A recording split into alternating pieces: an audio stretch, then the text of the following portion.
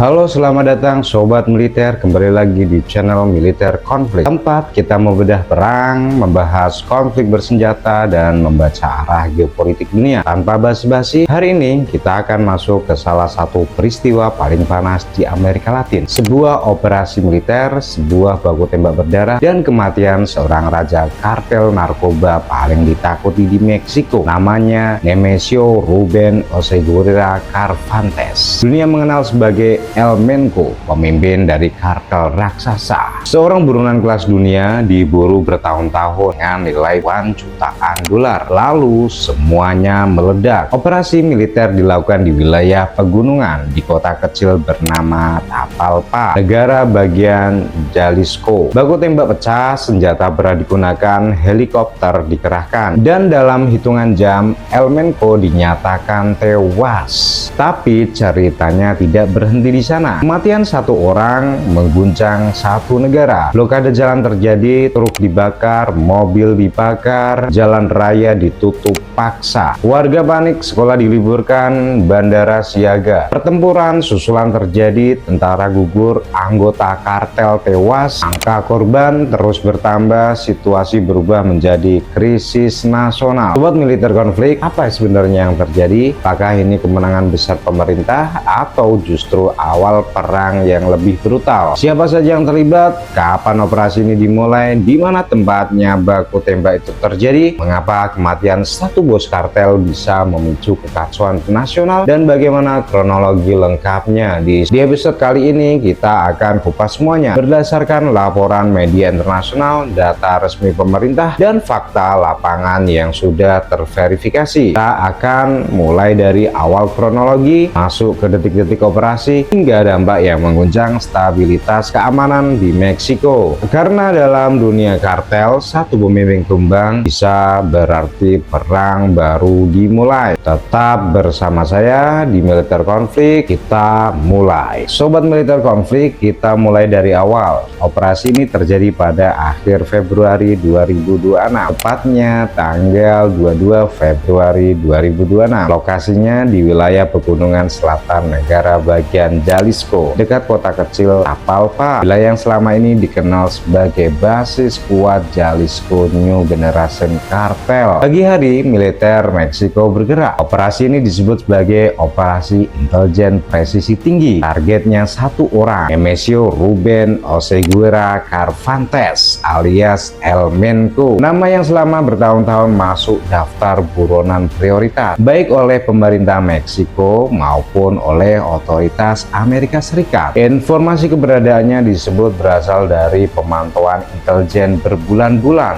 Pergerakan dipantau, komunikasi dilacak, lingkaran dalamnya diidentifikasi, lalu pasukan darat masuk. Konvoi militer bergerak ke area persembunyian didukung helikopter pengintai. Unit khusus dikerahkan, namun situasi berubah cepat. Ledakan terdengar dari jarak jauh. Pertempuran berlangsung sengit, bukan hitungan menit tapi berjam-jam. Militer menyatakan mereka berhasil mengepung lokasi. El Menco ditemukan dalam kondisi bersenjata. Terjadi kontak tembak langsung. Ia dilaporkan tertembak dalam baku tembak tersebut. Dalam kondisi kritis, kemudian dievakuasi menggunakan helikopter militer. Rencananya dibawa ke fasilitas medis dengan pengamanan ketat. Namun dalam perjalanan menuju Mexico City, ia dinyatakan meninggal dunia. Konfirmasi resmi keluar beberapa jam kemudian. Pemerintah menyatakan target utama telah dinetralkan. Di pengumuman itu justru menjadi pemicu gelombang baru. Belum 24 jam berlalu, aksi balasan muncul. Blokade jalan mulai terlihat di beberapa kota Jalisco. Kendaraan dibakar, jalan raya ditutup paksa, laporan kekerasan menyebar cepat. Tidak hanya di Tapalpa, tapi merembet ke wilayah lain. Operasi yang awalnya dianggap sukses militer berubah menjadi krisis keamanan nasional. Itulah kronologi singkatnya, satu operasi, satu target, satu kematian, dan sebuah negara masuk ke fase ketegangan baru. baru. Militer konflik, di balik baku tembak ini ada beberapa aktor besar, bukan hanya satu kelompok, bukan hanya satu individu, tapi jaringan dan negara. Pertama, target utama Nemesio Ruben Oseguera Carvantes alias El Menco, pemimpin tertinggi dari Jalisco New Generation Cartel atau dikenal dengan singkatan CJNG. Kartel ini bukan kelompok kecil, mereka termasuk yang paling kuat di Meksiko, memiliki jaringan di banyak negara bagian dan koneksi internasional. Bisnis mereka luas, perdagangan metamfetamin, fentanyl, dan kokain. Struktur organisasinya militeristik, disiplin, bersenjata berat, terlatih menghadapi aparat. El Menco dikenal sebagai pemimpin yang agresif, tidak ragu melawan negara,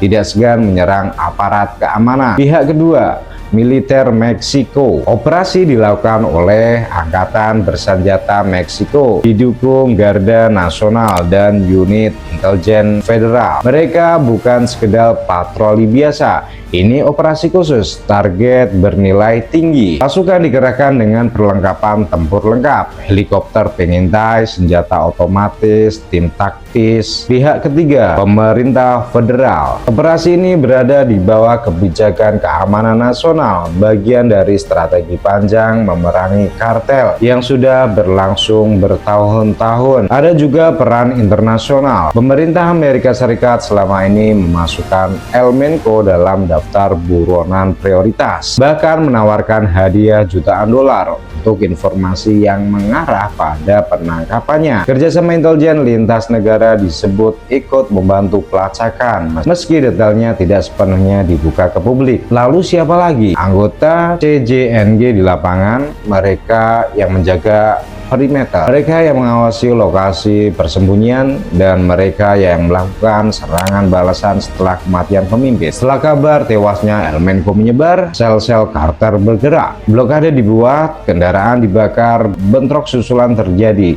Jadi jelas konflik ini bukan duel dua orang, ini benturan antara negara melawan organisasi kriminal bersenjata besar, militer, kartel, pemerintah federal, dan bayang-bayang kepentingan internasional. Semua terlibat, semua terdampak, dan inilah yang membuat situasinya menjadi sangat kompleks. Sobat militer konflik, sekarang kita fokus pada lokasi dan waktu kejadian. Karena dalam konflik bersenjata, tempat dan momentum sangat menentukan. Operasi ini terjadi di negara bagian Jalisco, wilayah barat Meksiko, salah satu kawasan paling strategis dan paling panas dalam peta perang kartel. Titik utamanya berada di sekitar Tapalpa, sebuah kota kecil di area pegunungan, dikelilingi hutan dan jalur sempit berliku. Secara geografis, wilayah ini sulit dijangkau, banyak akses terbatas, cocok dijadikan lokasi persembunyian. Selama bertahun-tahun, area selatan Jalisco dikenal sebagai basis kuat Jalisco New Generation Cartel. Bukan wilayah acak, bukan tempat sembarangan. Tapalpa berada tidak terlalu jauh dari Guadalajara, ibu kota negara bagian Jalisco,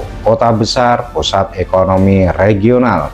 Artinya konflik ini terjadi tidak jauh dari kawasan urban penting. Sekarang soal waktu. Operasi dimulai pada 22 Februari 2026. Dilaporkan berlangsung sejak pagi hari ketika pasukan militer bergerak menuju target. Informasi intelijen sebelumnya sudah dikumpulkan. Pemantauan dilakukan berbulan-bulan menunggu momen yang dianggap tepat. Hari itu, pasukan masuk, baku tembak terjadi dalam hitungan jam. Pertempuran berlangsung intens sebelum akhirnya target utama dinyatakan tertembak. Namun dampaknya tidak berhenti di hari itu saja. Dalam 24 jam berikutnya, kerusuhan mulai menyebar.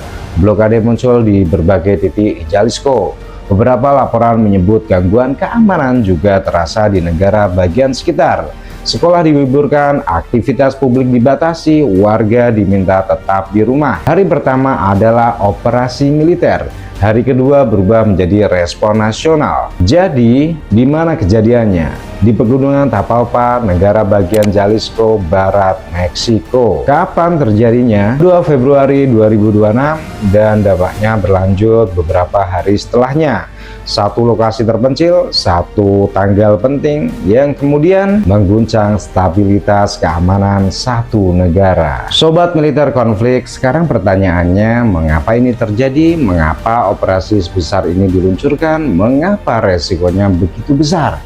Jawabannya panjang dan berakar pada Perang Lama. Selama lebih dari 1 dekade, Meksiko berada dalam konflik berdarah melawan kartel narkoba. Bukan perang konvensional, bukan perang antar negara, tapi perang melawan organisasi kriminal bersenjata berat.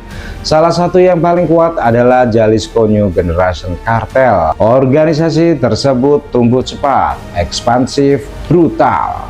Mereka menguasai jalur perdagangan narkotika, terutama metamfetamin dan fentanyl, dua komoditas yang pasarnya sangat besar. Fentanyl khususnya menjadi krisis serius di Amerika Serikat. Tekanan internasional meningkat, pemerintah Meksiko didesak bertindak tegas, kerjasama intelijen diperkuat. El Menco menjadi simbol bukan hanya pemimpin kartel, tapi ikon kekuatan organisasi tersebut. Ia dikenal agresif, melawan aparat secara terbuka, bahkan pernah memerintah penembakan helikopter militer di masa lalu. Bagi pemerintah, menangkap atau melumpuhkan adalah target strategis. Mengapa? Karena dalam struktur kartel, pemimpin adalah pusat kendali, sumber komando, dan simbol loyalitas.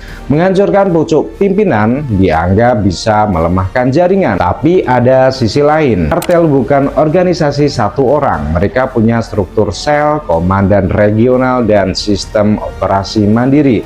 Artinya, menyerang pemimpin berarti memicu respon. Operasi ini juga bagian dari strategi jangka panjang militerisasi keamanan publik. Pendekatan keras terhadap kartel.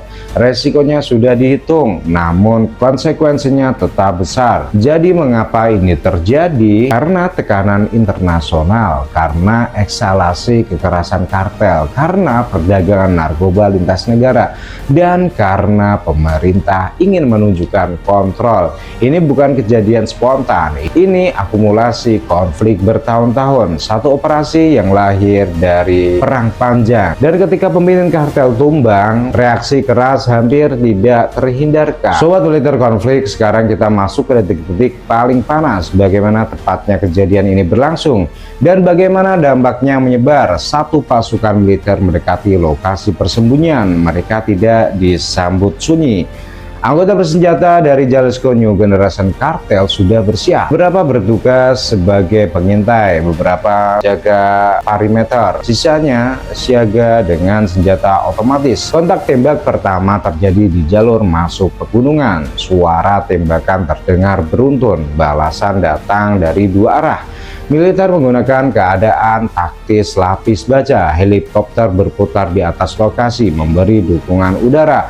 Pertempuran berlangsung sengit, jarak dekat, medan sulit, pandangan terbatas. Laporan resmi menyebutkan beberapa prajurit terluka di awal baku tembak, namun pasukan tetap maju mengepung area target. Di tengah kekacauan itu, El Menco dilaporkan berada di dalam salah satu bangunan perlindungan. Terjadi kontak tembak langsung. Ia tertembak dalam baku tembak tersebut. Setelah dinyatakan kritis, ia segera dievakuasi, namun kemudian meninggal dunia. Di titik ini, operasi dinyatakan berhasil. Tapi situasi justru berubah menjadi lebih luas. Dalam hitungan jam, anggota CJNG di berbagai wilayah bergerak. Blok dibuat di jalan raya utama, truk dibakar, bus dihentikan paksa, kendaraan sipil ikut menjadi korban. Beberapa kota di negara bagian Jalisco lumpuh, aktivitas publik terganggu, sekolah diliburkan, warga diminta tetap di rumah oleh otoritas Meksiko. Bentrok terjadi di beberapa titik berbeda. Laporan menyebut puluhan orang tewas termasuk aparat keamanan